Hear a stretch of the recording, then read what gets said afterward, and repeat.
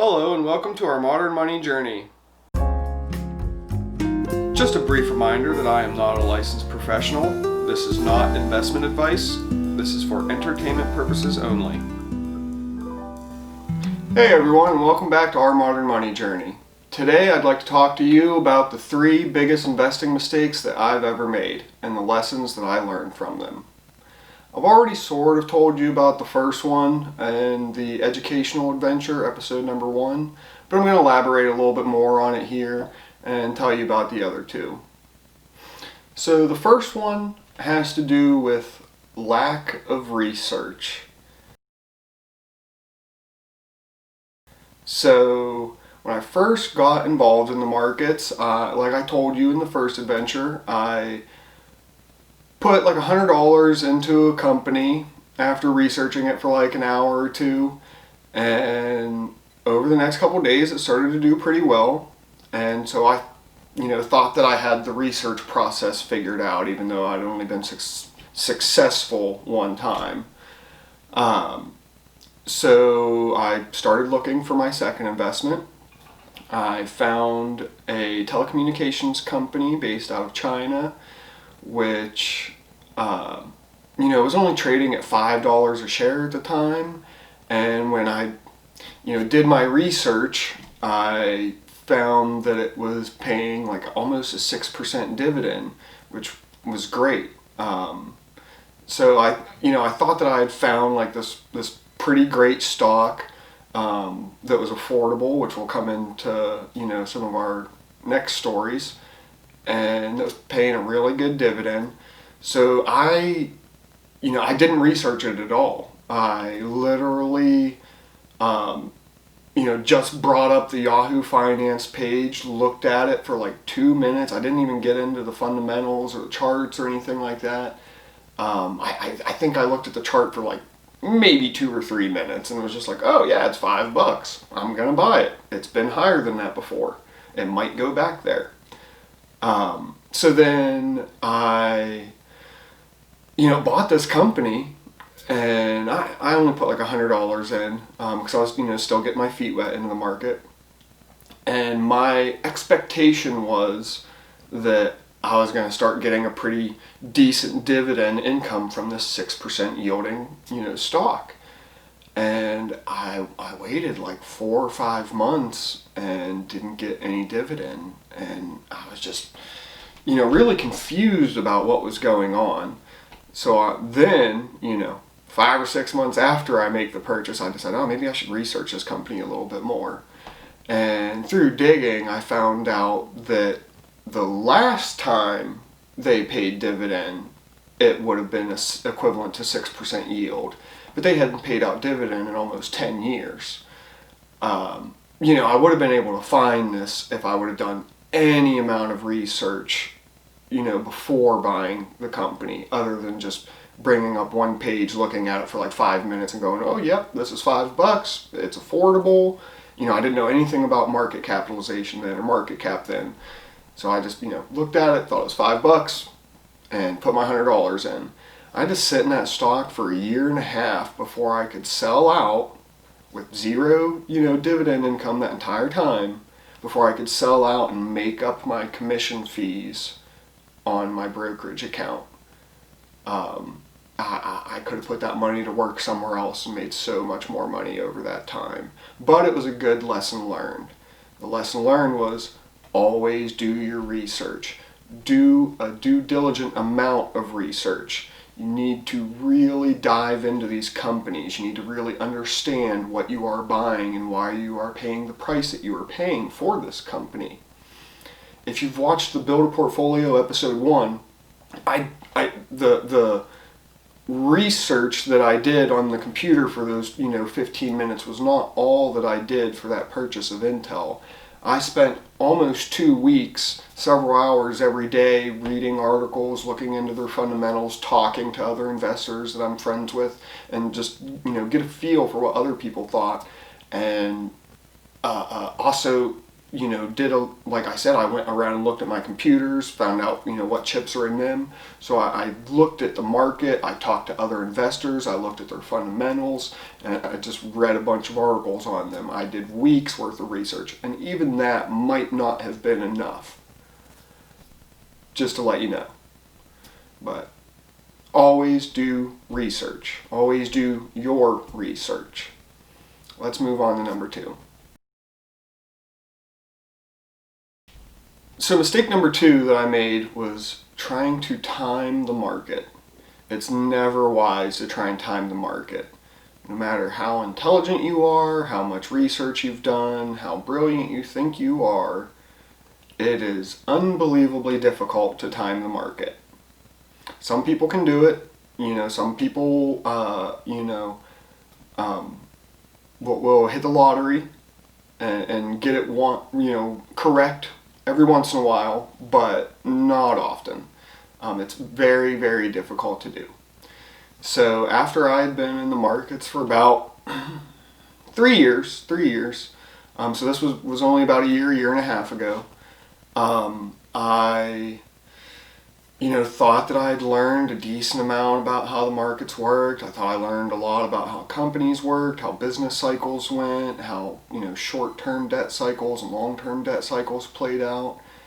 And I thought that due to, several indicators that I learned about, the 10-year, 2-year Treasury yield spread that we've talked about on the bonds adventure, and other recession indicators, a lot of those were flashing that we would see a downturn in the stock market, about a year and a half ago. And so I, thought to myself, if we're going to see a massive downturn in the market, this is a golden opportunity to make lots of money through shorting, through being bearish and betting against the market. So there are, ETFs, electronically traded funds. We talk about those in the investment fund adventure. And there are what's known as short ETFs. They're bearish ETFs. So when you purchase them, they go up in price if the index that they're following goes down in price. So I, thought we would see a total, market meltdown. I saw that the market had moved down a few percentage from its all-time high, and so I put, I want to say it was about $300 or $400 into a short, 3 times leveraged. So if the underlying index goes down 1%, my ETF goes up 3%, or if it goes up 1%, it goes down 3%. So I did 3 times leverage short ETF on the S&P 500. I also did about $300 into a short NASDAQ 100 ETF, and I did $200 into a short banking ETF, so shorting the banking sector. I thought that there were all these indicators, there were all these signs, these warning signs going off, there were all these technical indicators that were showing this is about what was, ready to happen. We have bunches of companies here in the U.S. that can't even pay their debt. It's wild if you really look into it, how many companies here in the U.S. aren't profitable at all and are literally just floating by on debt and can't even make the payments on their debt.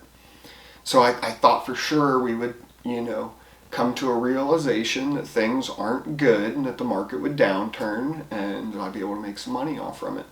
And I sat on those short positions for about 5 months or 6 months.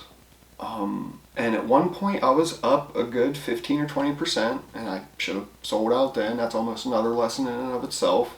I should have sold out, but I thought, I didn't hit my target, so I didn't sell out. And it ended up costing me dearly because I ended up turning like that, $700 or $800 into like $200, successfully turn that $800 into $200 over that 5 or 6 month time frame, and that was just devastating. but it taught me a very valuable lesson. No matter how smart you are, no matter what you think is about to happen, do not try and time the market. The best method for an average investor to be involved in the market is to just be long, go bullish, and just dollar cost average in your money. Just put in, $100 or $200 every month, regardless of what the price is, and just put in the same dollar amount. And then over a long period of time, you average down what your buy-in is, or you get an average buy-in. And over time, since the stock market trends upwards, 30 years from now, you'll be up. So that doesn't involve timing the market. That just put your money in all the time. Just keep buying and buying, but just make sure you're buying good companies that are worth buying. So lesson learned, don't try and time the market. All right, let's go on to lesson 3. All right, so, mistake number 3 or lesson 3 is don't fall into the trap of affordability. Just because a stock is $5 or $10 or $20 and you can afford it, doesn't mean you should be buying it. You need to look at a company's market cap. Its market capitalization is the true measure of what it is going for out on the market, what that company is valued at out on the market. That's what you are truly paying for it. When you're buying, Apple, you're not looking at, I'm paying $500 for a share. You're looking at, I'm buying a $2 trillion company. Now you need to figure out, is it really worth $2 trillion? The $500 is just so that you can get yourself the tiniest chunk of that company that you can. So early on, many times I made the mistake of falling into this belief that if it was affordable, I could put my money in it, it would build up, and I might be able to pull it out later, put my money to work, or, I would think of all these things, but I would often search for the best stocks under $20 or the best stocks under $10. And this is a trap. You can get stuck buying companies because they're affordable to you, even though they're not worth actually buying. So I've done this with just stocks. There was, I want to say 2 or 3 companies that I bought just because they were, under $10 or under $20. There was one I even bought that was like $2 or $3, and I just did it because I could get 100 shares of it real quickly. And that will come into this next part. But and there's other stocks that if it was $5 or $10, I would buy a couple of just because I would afford it, and I didn't want to pay that $100 or that $150 for a better company, even though I should have been.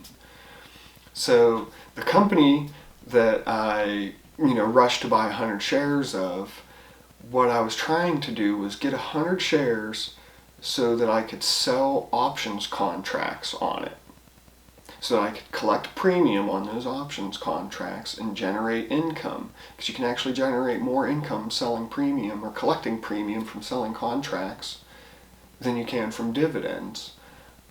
So I had it in my mind that I would buy up a bunch of this cheap stock, and then I would start selling contracts on it, and I would collect premium every week or every 2 weeks, and then I would reinvest that into something else.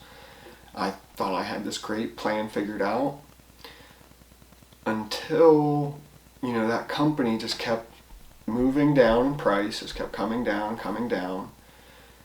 and the premium that I was making on it didn't, really cover or quite cover the losses from it, devaluing in price. And before I knew it, the stock was under $1 and they were about to get delisted from the NASDAQ. So I, had to cancel some contracts, which cost me a few dollars, not much, but hey, it's still money out of my pocket that could have been put to work somewhere else. And then I had to sell out of that stock at a complete loss, all because I thought that I was going to buy this cheap stock and then start, collecting premium on selling contracts on it. Just because a company's stock is affordable does not mean that you should actually be paying for that company. Just because their individual share price is good for your budget does not make it a good buy. It just doesn't. You need to learn to look at the fundamentals. You need to learn to look at their, their market capitalization is the number one most important thing to look at. But there is a whole host of other fundamentals, even ones that we haven't covered in our, in our educational adventures so far. But the trap of affordability is easy to fall into when you're a new investor, because you don't want to put in that much money, you don't want to risk that much money. But in reality, you're taking on unnecessary amounts of risk just to own a cheap company, or a company that you can afford to buy. So stay away from the trap of affordability. All right, guys, I hope me sharing these investing mistakes with you helps you prevent from making the same mistakes. You're going to make mistakes. That's how you learn. I'm going to continue to make mistakes. That's how we learn. Mistakes aren't necessarily bad if you learn from them. So I just hope me sharing this with you helps you guys out some in the future. All right, all you bulls and bears, I'll see you next time.